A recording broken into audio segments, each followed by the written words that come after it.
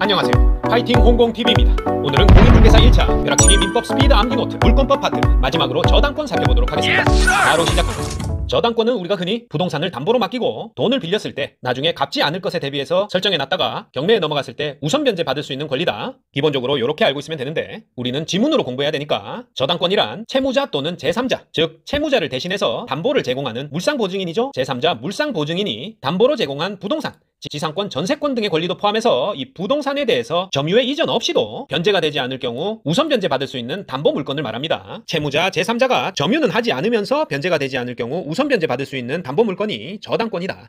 저당권은 대표적인 담보물권이죠. 담보물권 유저질, 유치권, 저당권, 질권 이런 담보물권은 부정성, 수반성, 불가분성, 물상대위성을 가진다고 했는데요. 저당권도 똑같이 이러한 담보물권적 특성을 모두 가집니다. 하지만 종류에 따라서 부분적으로 가지기도 한다. 먼저 부정성은 비담보 채권이 소급해서 무효 취소되면 이에 따라서 효력을 잃게 되는 특성을 말하고 변제나 기타 사유로 소멸해도 이 저당권의 권리도 소멸한다. 그리고 비담보 채무와 분리해서 단독으로 소멸 시효에 걸리지 않고 비담보 채무가 소멸하면 소멸한다. 부정성입니다. 저당권도 다른 담보물권과 마찬가지로 비담보 채무와 분리 처분 불가하다.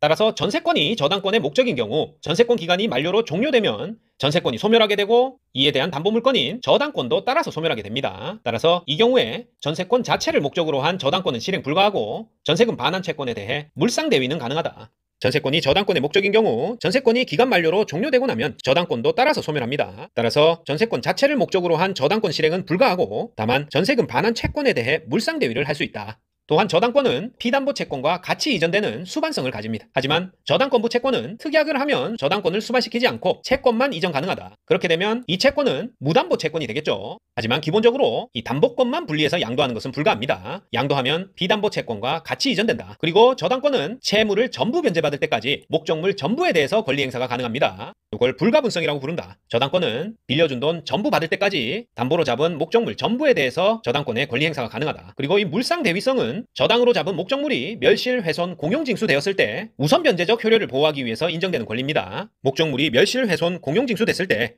그것을 대신하는 물건, 그 대위물에 효력을 미치는 것을 의미하고 이러한 물상대위성은 저당권이나 질권 등에 인정되지만 유치권에는 인정되지 않습니다. 그리고 물상대위성은 목적물이 멸실, 훼손, 공용징수됐을 때 인정되는 거지 일반적인 소유권 이전의 경우에는 그 대금에 대해서 물상대위성 인정되지 않는다. 매매된 경우에는 저당 목적물이 멸실 등으로 사라진 것이 아니기 때문에 목적물의 그 저당권이 그대로 남아 있습니다. 그냥 그 목적물의 소유자만 변경된 거기 때문에 다른 물건으로 물상대위할 필요 없다. 멸실, 훼손, 공용징수됐을 때 물상대위성 있고 매매됐을 때 소유자 바뀌었을 때는 물상대위성 인정 안 된다. 저당권, 질권에는 있고 유치권에는 없다.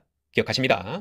이러한 저당권에서 그 피담보 채권은 원본, 이자, 위약금, 채무자의 채무불이행에 따른 손해배상, 그리고 담보권 실행비용 이런 것들을 모두 포함합니다. 저당권의 피담보 채권에는 원본, 이자, 위약금, 채무불이행에 따른 손해배상도 포함된다. 하지만 저당 목적물에 하자가 있을 때는 이로 인한 손해배상은 포함되지 않습니다. 저당 목적물 하자로 인한 손해배상은 피담보 채권에 포함되지 않는다. 그리고 담보권 실행비용을 포함해서 지연이자의 경우에는 이행기일로부터 1년까지만 담보합니다. 지연이자는 1년만 담보한다. 담보권 실행비용은 지연이자에 포함된다. 다만 이 1년이라는 것은 제3취득자 등 이해관계가 있는 다른 사람들이 있는 경우에만 지연이자는 1년만 적용되고 채무자의 경우에는 지연이자 전부를 지급해야 저당권 말소 청구가 가능합니다. 자, 저당권의 피담보 채권은 원본, 이자, 위약금, 채무불이행에 따른 손해배상, 담보권 실행비용을 포함한 지연이자 이런 것들이 모두 피담보 채권이 될 수 있는데 지연이자의 경우 제3취득자가 있으면 1년만 적용되고 채무자는 지연이자 전부를 지급하고 저당권 말소 청구할 수 있다. 앞자만 따면 원이위 손담지, 원이위 손담지 이렇게 외우셔도 됩니다. 저당권 피담보 채권 범위다. 자, 그리고 저당권의 설정에서 저당권은 채무자에게 설정하는 것 가능하고 제3자인 물상보증인에 대해서도 설정하는 게 가능합니다. 그리고 부합물과 종물 모두 영향을 미친다. 저당권은 주된 권리 외에 종된 권리에도 영향을 미치기 때문에 건물 저당권을 설정했을 때 그 건물 사용을 위한 지상권에도 저당권의 효력이 미치고 저당권이 실행돼서 건물이 경매에 넘어가게 되면 그 낙찰자는 건물의 소유권과 지상권 모두 등기 없이 취득하게 됩니다. 이러한 저당권이 종물에 미치는 효력은 법률 규정이나 특약으로 배제가 가능합니다. 법률 규정 특약으로 종물에 미치는 효력을 배제 가능하지만 이를 배제하기로 약정한다면 등기를 해야 제3자한테 대항 가능합니다. 저당권이 종물에도 미치도록 하는 약정은 등기해야 제3자에게 대항 가능하다.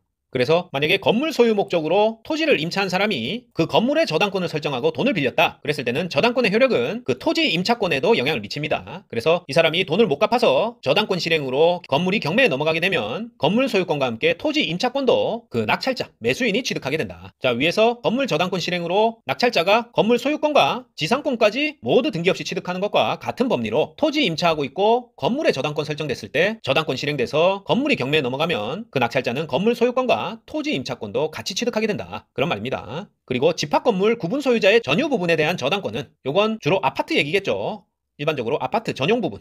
이에 대한 저당권은 그 종된 권리인 대지 사용권에도 영향을 미칩니다. 대지 사용권과 분리해서 저당권을 별도로 설정하는 게 아니고 집합건물 구분 소유자 전유 부분에 대한 저당권을 설정하며 아파트는 공중에 떠 있지만 이 저당권은 요 아파트 지분이 가진 지면의 대지 사용권에도 같이 영향을 미치게 된다. 그리고 이 저당권 설정 전에 부합물이나 종물뿐 아니라 설정 후에 부합되거나 종된 물건이 있더라도 여기에 모두 저당권의 효력이 미칩니다. 저당권 설정 전에 토지에 있었던 비닐하우스나 창고 같은 시설뿐 아니라 이 토지 저당권 설정 후에 설치된 종된 물건, 부합된 물건에도 저당권의 효력이 미친다. 하지만 저당권 설정 전에 이미 분리 반출되면 미치지 않겠죠? 저당권 설정 후 증축되어서 구조상 이용상 독립성이 없어 부합된 부분에 저당권의 효력이 미친다. 그래서 이 저당권 실행으로 경매에서 낙찰받은 경락인이 이 부합된 부분과 종물 모두 소유권을 취득하게 됩니다. 그런데 저당권 설정 후에 이러한 부합물이나 종물을 저당 목적물에서 임의로 분리 반출한 경우에는 방해 배제 청구권으로 원래 있던 곳으로 반환하라는 청구가 가능합니다. 하지만 이 저당권자가 점유권은 없기 때문에 직접 자신에게 반환 청구는 불가하죠. 원래 있던 땅에 가져다 놔 이렇게는 할 수 있어도 돈을 빌려준 은행이 부합물을 뜯어서 은행으로 가져와 이렇게 직접 자신에게 반환 청구는 불가하다. 이렇게 또 저당권이 있으면 채무자가 담보를 손상하거나 가치를 감소시켰을 때 즉시 변제 청구권을 행사할 수 있고요. 가치 감소 시에 담보물 보충 청구권도 저당권자가 가지게 된다. 저당권이 있으면 즉시 변제 청구권, 담보물 보충 청구권 있다 기억하시고 역시 담보물이 침해받았을 때는 손해배상 청구도 가능합니다. 이는 변제기가 도래하기 전이라도 가능하다. 담보물 침해 시 손해배상 청구권 있다. 그리고 경매 청구권도 당연히 있겠죠. 경매 청구권, 손해배상 청구권, 즉시 변제 청구권, 담보물 보충 청구권 저당권자에게 있습니다. 하지만 토지에 대한 저당권이 건물에는 영향을 미치지 않습니다. 건물 저당권은 앞에서 토지 이용 목적 임차권이나 지상권에 영향을 미친다고 했는데요. 이것과는 반드시 구분해서 기억해야 된다.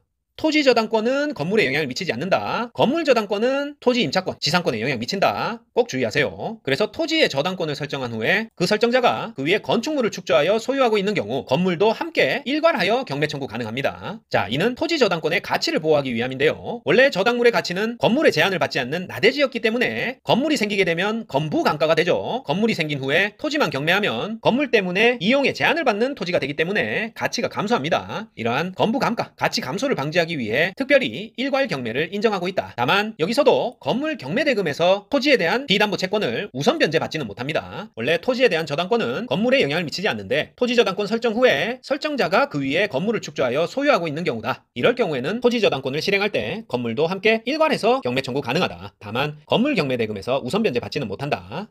구분해야 될 것이 저당권 설정 전에 이미 건물이 있는 거라면 건물과 같이 일괄 경매 청구 불가합니다. 저당권 설정 후에 설정자가 그 위에 건물을 지었을 때 같이 일괄해서 경매 청구 가능하다는 거지 저당권 설정 전에 건물이 있다면 일괄 경매 불가하다. 왜냐하면 토지에 저당권 설정할 때 이미 그 토지에 건물에 제한이 있었기 때문에 담보 가치가 변했다 그렇게 얘기할 수 없겠죠. 그리고 설정자 외에 타인 소유의 건물에도 일괄 경매 불가합니다. 또한 타인이 지상권을 설정하고 건물을 소유하고 있을 시에도 일괄 경매 불가하다. 다만 그 건물을 토지 소유자인 저당권 설정자가 소유권을 취득하면 앞에서 봤던 저당권 설정 후에 그 위에 건물을 축조한 경우랑 같아지죠. 이때는 일괄 경매 가능하다. 그래서 일괄 경매의 조건에는 토지 저당권 설정 후에 설정자가 그 위에 건물을 축조하여 소유하고 있는 경우여야 됩니다. 저당권 설정 전에 건물이 있다거나 저당권 설정 후라도 건물이 타인 소유로 축조되면 일괄 경매 못한다.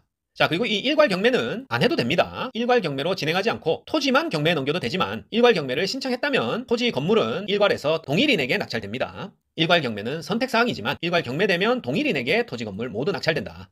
자, 기출문제 한번 보면 갑은 을 소유의 X토지에 저당권을 취득하였다. X토지에 Y건물이 존재할 때 갑이 X토지와 Y건물에 대해 일괄 경매를 청구할 수 있는 경우를 모두 고른 것은 자, 저당권 동그라미 치고 토지 건물 일괄 경매 이렇게 동그라미 치고 보면 되겠죠.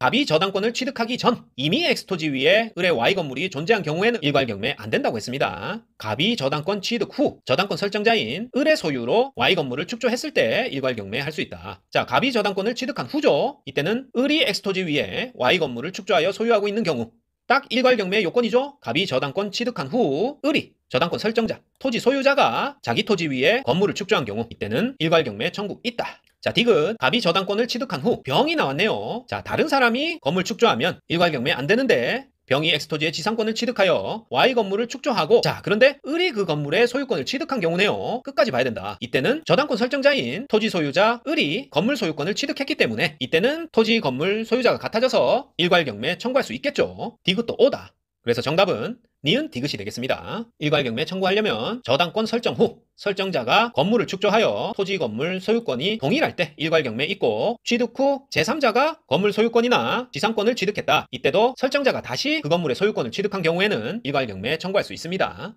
자, 저당권이 실행됐다. 경매에 넘어갔다는 얘기겠죠? 그렇게 되면 이 저당권 이후의 권리를 취득한 자는 후순위가 돼서 그 권리가 모두 소멸됩니다.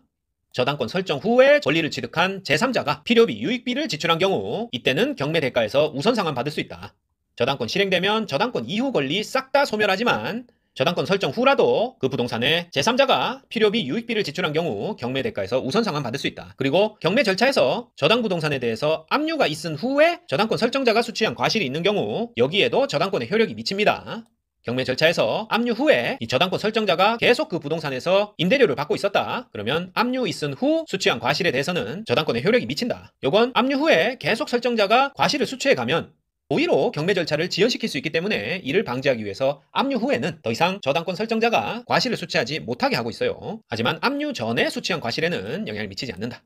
압류 후에 저당권 설정자가 수취한 과실이 있다면 여기에는 저당권 효력이 미친다. 이 과실에는 천연과실 외에 법정과실도 포함되기 때문에 압류 이후의 부동산의 차임 채권에도 저당권의 효력이 미칩니다. 압류 이후에 과실을 수취할 수 있는데 임차인이 아이고 이제 이 상가 경매에 넘어갔으니까 차임을 낼 필요 없는 거 아니야? 하고 차임을 연체했다. 그 연체된 차임 채권에도 저당권의 효력이 미친다. 압류 이후 과실, 부동산 차임 채권에 저당권 효력이 미친다. 이렇게만 기억하십니다. 자, 저당권의 실행에서 이 후순위 저당권이 실행돼도 선순위 저당권 모두 소멸합니다. 하나의 저당권이 실행되면 저당권은 모두 소멸한다. 그리고 전세권, 대항력 있는 임차권 등 사용할 권리는 최선순위 저당권과 그 순위에 따라서 소멸하거나 존속한다. 즉 1저당권, 임차권, 전세권, 제2저당권이 순서대로 있는 경우 제2저당권이 실행되면 1저당권도 함께 소멸하고 임차권과 전세권은 1저당권보다 후순위이기 때문에 같이 소멸하게 됩니다. 만약에 전세권이 가장 선순위라면 이 경우에는 저당권 실행으로 소멸하지 않지만 전세권자는 경매 절차에서 배당 요구를 해서 그보다 후순위 권리자들을 소멸시킬 수 있다. 또 저당권 실행되면 물상 보증인과 소유권을 취득한 제3자 등도 경매 매수인이 될 수 있습니다. 이는 물적 책임을 오히려 합리적으로 풀 수 있다는 점에 기인해서 물상 보증인, 소유권을 취득한 제3자 등도 경매 매수인 될 수 있다. 물상 대위가 인정되는 경우도 있습니다. 자, 이 물상 대위가 인정되는 경우는 공익사업을 위한 토지 등의 취득 보상에 관한 법률상 수용되는 경우에는 물상대위 인정하지만 협의취득의 경우에는 사법상의 매매와 같은 것이기 때문에 물상대위권이 인정되지 않습니다. 토지 등의 취득 보상에 관한 법률상 수용되는 경우 수용해서 물상대위 인정되지만 협의취득의 경우에는 매매와 같기 때문에 물상대위권 인정되지 않는다. 또한 물상대위가 가능한 경우는 가치변형물을 저당권 설정자가 지급받기 전에 압류하는 경우 이 가치변형물의 특정성을 유지하기 위해서 제3자가 압류했다면 직접 압류할 필요 없이 물상대위 가능하다. 제3자 압류 물상대위 된다. 그리고 전세권이 저당권의 목적인 경우에도 물상대위 가능합니다. 전세금 반환 채권으로 물상대위 가능하다. 또한 저당물이 화재로 소실됐을 때 저당물에 대한 화재보험금 채권도 물상대위 인정합니다. 자, 잘 이해 안 되시더라도 물상대위 가능한 거 키워드로 딱딱 찍어서 암기하시면 됩니다. 물상대위 되는 것은 법률상 수용, 가치변형물 지급받기 전에 제3자 압류, 전세권이 저당 목적인 경우, 그리고 전세금 반환 채권, 저당물 화재로 소실 시 화재보험금 채권 모두 물상대위 가능하다. 하지만 협의취득은 물상대위 인정 안 됩니다. 요거까지. 자, 기출문제 풀어보면 저당권에 효력이 미치는 목적물의 범위에 관한 설명으로 틀린 것은 1번 당사자는 설정계약으로 저당권의 효력이 종물에 미치지 않는 것으로 정할 수 있다. 자, 맞습니다. 당사자 간 합의로 저당권 효력 종물에 미치지 않게 할 수 있다. 특약으로 배제 가능하고 등기되어야 제3자에게 대항 가능하다. 이렇게 말씀드렸습니다. 2번 저당권의 목적 토지가 공익사업을 위한 토지 등의 취득 및 보상에 관한 법률. 근데 협의 취득됐다. 협의 취득 물상대위 없다. 이렇게 돼야 되겠죠. 저당권자는 그 보상금 청구권에 대해 물상대위권 행사 없다. 이것도 맞습니다. 협의 취득 물상대위 없고 수용된 경우 물상대위 있다. 3번 건물 소유를 목적으로 토지를 임차한 자가 그 토지 위에 소유하는 건물에 저당권을 설정한 경우 소유를 목적으로 한 토지 임차권에도 저당권의 효력이 미친다. 자, 토지냐 건물이냐 어디에 저당권을 설정했느냐가 중요하죠. 자, 건물 소유 목적으로 토지 임대차 한 경우 건물에 대해 저당권 설정됐으니까 이렇게 건물의 저당권 설정 시에는 토지 임대차 그리고 지상권 모두에 이 저당권의 효력이 미친다. 3번도 O. 4번 저당 목적물의 변형물인 금전에 대해 이미 제3자 압류한 경우 자 저당 목적물 변형물 제3자 압류 나왔네요. 물상대위 있다죠. 그런데 저당권자는 물상대위권 행사 없다 했으니까 4번이 틀렸네요. 자 키워드만 찾습니다. 저당 목적물 변형물 나왔고 제3자 압류다 물상대위권 있다 4번이 정답이고 5번 저당 부동산에 대한 압류 이후에 저당권 설정자의 저당부 동산에 관한 자 차임채권 나왔네요. 차임채권에도 저당권의 효력 미칩니다. 자 압류 이후에 차임채권 저당권의 효력 미칩니다. 5번도 O다. 저당권 실행으로 어떤 상가가 경매에 넘어갔을 때 압류 이후에 연체된 차임 거기에도 저당권의 효력이 미친다. 자 문제 하나 더 풀어보면 법률상 특별한 규정이나 당사자 사이에 다른 약정이 없는 경우 저당권의 효력이 미치는 것을 모두 고른 것은 자 요런 문제는 저당권 설정 시 하고 이 저당권이 실행됐을 때 하고 그 저당 부동산의 가치가 감소되느냐 아니냐 요걸 따져보면 됩니다. 기억 저당권 설정 이전에 저당 부동산의 종물로서 분리 반출되지 않은 것 저당권 설정 이전에 이미 종물로서 분리 반출되지 않았으니까 요건 당연히 저당권의 효력이 미치겠죠. 그리고 니은 저당권 설정 이후에 저당 부동산의 부합물로 분리 반출되지 않았다. 저당권 설정 이후라도 저당 부동산에 부합되거나 종된 물건이라면 이건 역시 저당권의 효력이 미칩니다. 만약 분리 반출됐다면 저당권 설정 시와 실행 시가 가치 변화가 없기 때문에 저당권 효력이 미치지 않겠지만 설정 이후에 부합물이 생겼다. 이 토지의 이용 가치가 감소하기 때문에 이 부합물에도 저당권의 효력이 미친다.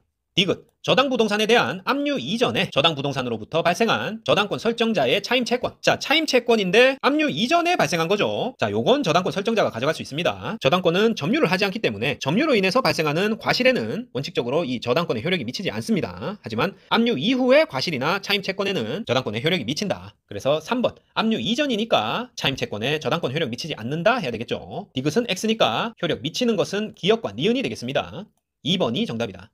자, 저당권에서 이 제3취득자가 중요한데요. 저당권에서 제3취득자란 저당권을 설정한 후에 그 저당물의 소유권을 취득한 자 혹은 지상권이나 전세권 등을 취득한 자 이런 사람들이 제3취득자로 경매인이 될 수 있습니다. 경락받을 수 있다. 경매에서 낙찰받을 수 있습니다. 중요한 것은 저당권 설정 후에 이런 권리를 취득한 자입니다. 그리고 이 제3취득자는 피담보 채무를 변제한 후에 저당권 소멸 청구도 할 수 있습니다. 어떻게 하냐면 저당권이 설정된 후에 소유권, 지상권, 전세권을 취득한 자는 그 부동산에 의해 담보된 채권, 지연이자 같은 경우에는 1년분만 포함해서 채권을 변제하고 저당권의 소멸을 청구하면 된다. 저당권 설정 후가 중요해요. 저당권 설정 후에 소유권, 지상권, 전세권을 취득한 자는 지연이자 1년분만 포함해서 돈 갚고 저당권 소멸 청구하면 되지 취득 시기가 경매 신청 전후인지는 따지지 않습니다. 저당권 설정 이후면 된다. 하지만 이런 제3자가 아니라 원래 채무자가 채무 변제하고 저당권 등기 말소 청구하는 경우에는 이 지연이자를 전부 변제해야 됩니다. 이것과 달리 제3자에서는 저당권 설정 후에 소유권, 지상권, 전세권 등을 취득한 자를 말하는데 저당권 소멸 청구하려면 지연이자 1년분만 포함해서 담보된 채권을 변제하면 저당권 소멸 청구 가능하다. 취득 시기가 경매 전후인지는 따지지 않고 저당권 설정 이후면은 소멸 청구할 수 있습니다.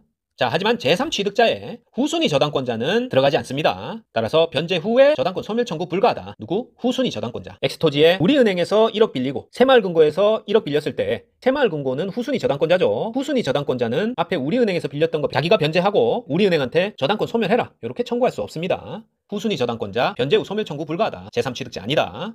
그리고 변제기 전에는 변제가 불가합니다. 갚을 때가 돼야 변제할 수 있지. 그 이전에는 변제하고 저당권 소멸 청구 불가하다. 변제기 이후에 해야 되고 경매 종료 전까지 변제하고 저당권 소멸 청구할 수 있습니다. 제3취득자.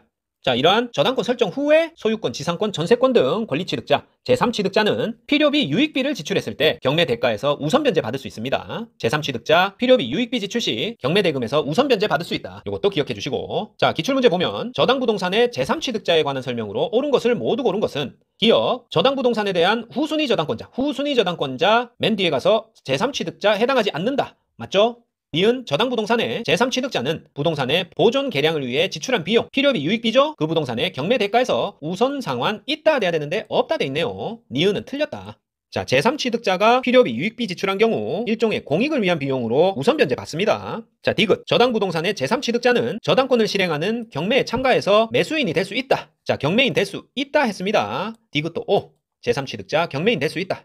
리을, 비담보 채권을 변제하고 저당권의 소멸을 청구할 수 있는 제3취득자에는 경매 신청 후 소유권, 지상권, 전세권을 취득한 자도 포함된다. 자, 제3취득자는 저당권 설정 후 권리취득자면 되고 경매 개시 전이냐 후는 상관없다고 했습니다. 그래서 리을도 오다. 제3취득자에 관해 옳은 것은 기역, 디귿, 리을이 되겠네요. 4번이 정답이다. 다음 문제. 갑은 그 소유 나대지 X의 을에 대한 재무담보를 위해 을 명의의 저당권을 설정했다. 저당권 동그라미. 이후 병은 X의 건물 Y를 신축해서 소유하고자 갑으로부터 X를 임차하여 Y를 완성한 후 Y의 정명의의 저당권을 설정했다. 다음 중 틀린 것은? 문제가 복잡해 보이죠? 전혀 쫄 필요가 없습니다. 토지 소유자는 갑이고 돈 빌려준 사람은 을이죠. 그리고 갑 토지를 임차해서 건물 신축한 사람이 병이다. 정은 건물의 저당권을 설정했네요. 자, 이렇게만 파악하고 1번. 을은 갑에 대한 채권과 분리해서 자신의 저당권을 타인에게 양도할 수 없다. 자, 저당권과 피담보 채권은 분리해서 저당권만 양도할 수는 없습니다. 수반성 기억나죠? 저당권만 분리 양도 안 된다. 특약을 했을 때는 피담보 채권만의 양도는 가능하지만 이 경우에는 무담보 채권이 된다고 했죠. 그래서 1번은 O고 2번. 을이 X에 대한 저당권을 실행하는 경우 Y에 대해서도 일괄경매 청구 있다. 자, 요게 틀린 지문입니다. 왜 틀렸을까요? 일괄경매는 토지 저당권이 설정된 후에 건물은 그 저당권 설정자가 신축을 해야 된다고 했죠. 그러니까 갑소유의 토지에 저당권이 설정됐으면 이 갑이 건물을 신축해야지 지금 갑토지를 빌린 병이 신축했으니까 일괄경매 청구할 수 없다. 자, 2번 답이 나왔으면 바로 그냥 넘어가야 됩니다. 하나하나 따져보다가 시간을 엄청 잡아먹을 수 있는 문제예요. 자, 하지만 3번 보면 정의 Y에 대한 저당권 실행으로 무가경락을 받아. 아이고, 또 한 명 더 나왔네요. 무가경락을 받아 그 대금을 완납하면 특별한 사정이 없는 한 병의 X에 관한 임차권은 무에게 이전된다. 자, 건물에 대한 저당권 실행 시에는 그 건물을 위한 토지 임차권, 지상권 등이 있으면 저당권의 효력인 종된 권리로 취급해서 그 지상권 임대차에도 영향을 미치기 때문에 저당권 실행으로 경매에 넘어가서 무가 경락받았다. 그러면 경락인은 등기 없이도 이 종된 권리인 임차권도 취득하게 되는 겁니다. 그래서 3번도 오다. 자, 4번. 정의 Y에 대한 저당권이 실행되더라도 을의 저당권은 소멸하지 않는다. 당연한 얘기죠. 건물과 토지에 대한 등기부가 아예 다르고 건물에 설정된 저당권이 있다고 해서 토지 저당권에 영향을 미치지 않습니다. 토지 건물 별개다. 자, 갑이 X를 매도하는 경우 을은 그 매매 대금에 대해서 물상대위권을 행사할 수 없다. 자, 물상대위가 발생하는 경우는 목적물이 멸실 또는 공용징수 이런 경우입니다. 갑이 X토지를 매도하더라도 소유자만 바뀌는 거지 X토지는 그대로 존재하고 저당권도 온전히 살아있기 때문에 매매 등에 의해서 물상대위권 행사할 수 없습니다. 5번도 오다. 자, 2번 보고 빨리 넘어가야 되겠죠. 이런 문제는 맨 마지막에 풉니다. 갑을 병정 무까지 나왔네요. 자, 이번에는 근저당 살펴보겠습니다. 자, 근저당이란 채권의 최고액만 정하고 채무의 확정을 나중에 장래로 보류해서 설정해서 그 채무의 확정 전까지의 채무의 소멸이나 이전, 채무자 변경 등이 저당권에 영향을 미치지 않도록 하는 게 근저당이 되겠습니다. 정확한 채무액보다 보통 더 많이 잡아놓죠. 1억만 빌렸다. 근저당은 1억 2천 이렇게 설정해 놓습니다. 이는 계속적 거래 관계에 대해서 다수의 채권 채무를 담보하기 위해서 설정하는 거예요. 돈을 더 빌릴 수도 있으니까 채권 최고액만 확정하고 채무 확정을 장래로 미뤄서 그 확정 전까지 채무의 소멸, 이전, 채무자 변경 등을 저당권 영향을 미치지 않도록 하기 위해서 설정하는 것이 근저당이다. 부종성을 완화하는 효과다. 이렇게 볼 수 있습니다. 그래서 근저당에서 요 채권 최고액이 중요한데요. 채권 최고액을 정해서 근저당으로 등기함으로써 성립한다. 이 근저당은 채권자가 아닌 제3자 명의의 근저당을 했을 때는 원칙적으로 무효지만 그에 대해 채권자, 채무자, 제3자 사이에 합의가 있고 실질적으로 채권이 제3자에게 귀속되었다고 볼 수 있는 유효한 경우에 제3자 명의 근저당도 할 수 있다. 제3자 명의 근저당, 원칙적 무효, 채권자, 채무자, 제3자 합의 있고 실질적으로도 채권이 제3자에게 귀속된다. 그럴 때만 유효다. 채권 최고액은 해당 저당물로부터 우선 변제받을 수 있는 한도를 말합니다. 채무 중에서 담보되는 한도를 의미한다. 그런데 이게 채무자의 책임을 한도를 의미하는 것은 아닙니다. 채권 최고액은 1억인데 채무는 2억에 해당한다. 그랬을 때는 채권 최고액인 1억만 변제해야 되는 게 아니라 2억에 해당하는 채무 모두 변제해야 될 책임이 있다. 그래서 채권 최고액은 그 저당물로부터 해당 저당물로부터 우선 변제받을 수 있는 한도를 뜻하지 그 채무자가 가진 모든 채무의 책임의 한도를 뜻하는 게 아닙니다. 이 근저당에 있어서 비담보 채권의 범위는 당사자 간에 정한 바 없다면 원본, 이자, 위약금, 채무 불이행에 따른 손해배상, 실용비용을 모두 포함합니다. 그래서 이 채권 최고액에는 채무의 이자도 포함된다. 그리고 지연이자도 1년이라는 제한 없이 최고액 내에서 전부 담보가 됩니다. 지연이자는 제한 없이 담보된다. 그리고 채무액이 채권 최고액을 넘는 경우에는 물상보증인의 경우 채권 최고액만 변제하고 근저당 소멸을 청구할 수 있다. 하지만 채무자는 채무액 전액을 변제해야지만 근저당 소멸 청구가 가능합니다.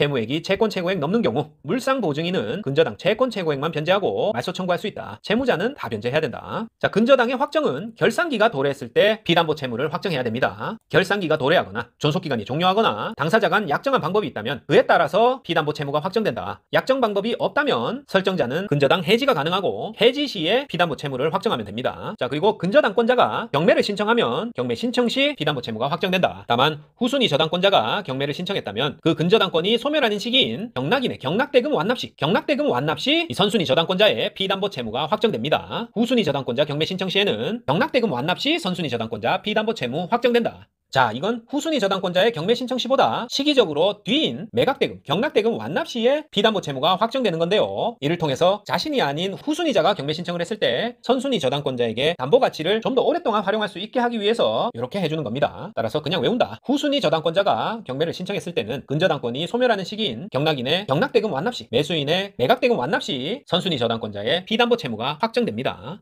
이렇게 비담보 채무가 확정되면 근저당은 일반 저당권과 동일하게 취급되고 확정 효과가 번복되죠. 이렇게 한번 근저당의 비담보 채무가 확정되면 그 후에 새로운 채권은 이제 담보되지 않습니다. 다만 확정 전에 담보되었던 원본 채권의 이자나 지연 손해금은 최고액의 범위 내에서 담보된다. 요거까지. 확정 후에는 새로운 채권 담보 안 된다. 다만 확정 전에 담보되었던 원본 채권의 이자와 지연 손해금은 최고액 범위 내에서 담보된다. 자, 기출문제 한번 풀어보면 근저당권에 관한 설명으로 틀린 것은 1번 채무자가 아닌 제3자도 근저당권을 설정할 수 있다. 맞습니다. 물상보증인 제3자죠. 근저당권 설정 가능합니다. 1번은 O. 채권자가 아닌 제3자 명의의 근저당권 설정 등기는 특별한 사정이 없는 한 무효다.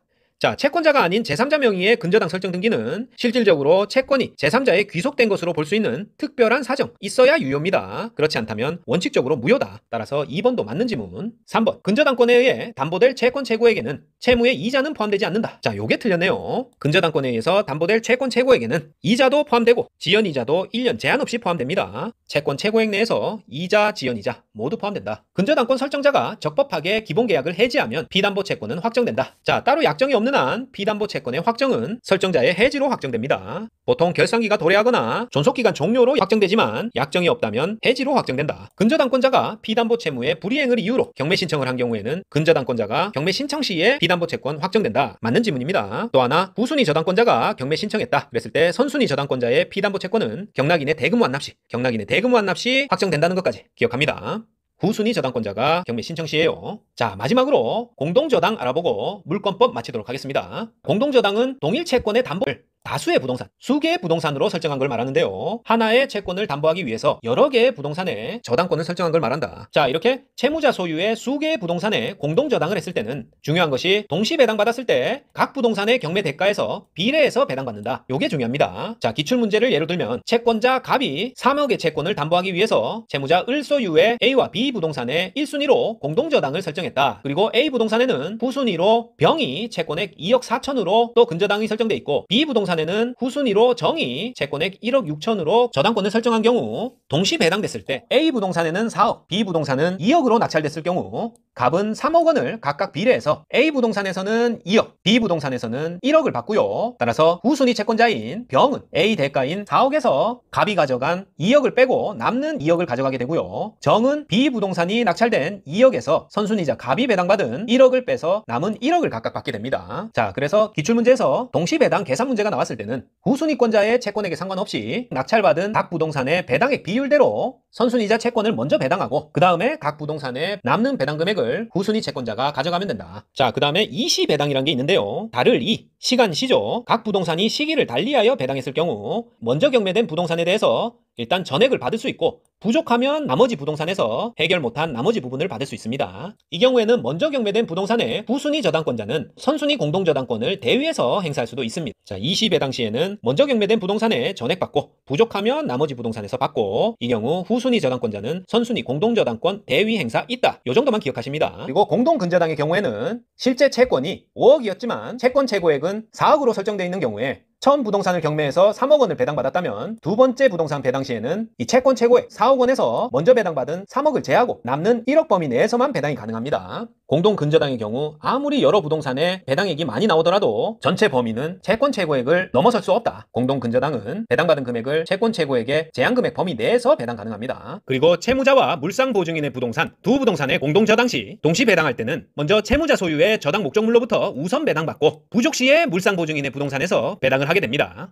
그래서 이때 채무자 소유 부동산에서 먼저 배당되는 경우에 채무자 소유 부동산 후순위 권리자는 물상 보증인 소유 부동산이 배당될 때 공동 저당권을 대위 행사하는 것은 불가합니다. 이는 공동 저당권 목적 부동산이 둘 다 채무자 소유일 때 둘 중 하나를 먼저 배당하고 거기에 있던 후순위 권리자가 나머지 하나의 부동산에 공동저당권을 대위 행사하는 것과는 구분을 해야 된다. 채무자와 물상보증인 부동산 두 부동산의 공동저당 시 동시 배당되게 되면 채무자 소유 부동산 먼저 배당될 때 여기에 있던 후순위 권리자는 다시 물상보증인의 부동산에 공동저당권 대위 행사하는 것은 불가능합니다. 반면에 물상보증인의 부동산을 먼저 배당하는 경우 여기에 자리 잡은 후순위 저당권자는 나중에 채무자 소유 부동산에 자신의 채권자 순위 저당권을 대위 행사 가능하다. 채무자 소유 부동산 먼저 배당될 때 후순위 권리자는 물상보증인 소유 부동산에 대위 행사 불가하고 물상보증인 소유 부동산 먼저 배당될 때는 후순위 권리자가 채무자 소유 부동산에는 대위 행사 가능합니다. 왜냐하면 물상보증인은 이 공동저당에 대해서 2차적으로 책임을 지는 거고 먼저 채무자가 자신의 부동산으로 우선해서 책임져야 되기 때문이에요. 그래서 채무자 소유 후순위 권리자는 물상보증인 부동산에 공동저당권 대위 행사 불가하고 물상보증인 소유 부동산 먼저 배당되면 후순위 저당권자가 채무자 소유 부동산에 저당권 대위 행사 가능하다. 헷갈려도 꼭 구분해서 암기하셔야 됩니다.